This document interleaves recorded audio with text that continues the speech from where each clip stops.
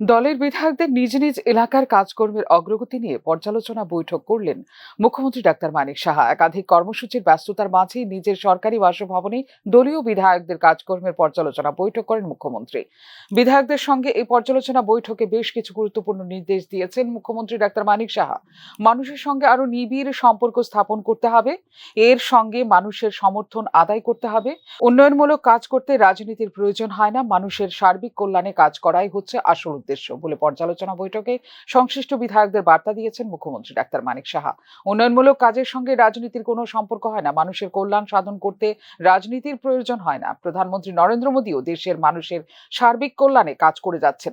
এক্ষেত্রে রাজনীতি কখনো ভালো কাজের বাধা হয়ে দাঁড়াতে পারে না বলে দলীয় বিধায়কদের স্পষ্টভাবেই জানিয়ে দিয়েছেন মুখ্যমন্ত্রী ডাক্তার মানিক সাহা। কেন্দ্রীয় সরকার ও রাজ্য সরকার ত্রিপুরার মানুষের সার্বিক কল্যাণে বিভিন্ন প্রকল্প বাস্তবায়ন করছে। এসব জনমুখী প্রকল্প নিয়ে মানুষের কাছে পৌঁছানোর জন্য দলীয় বিধায়কদের বার্তা দেন মুখ্যমন্ত্রী। প্রধানমন্ত্রী নরেন্দ্র মোদীর নির্দেশনায় কাজ করছে এই রাজ্যের সরকার।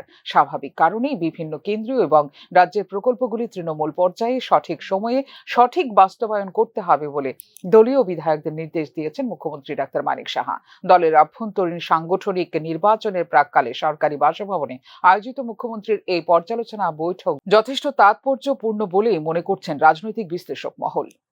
ফিওরো রিপোর্ট, নিউজ নাও।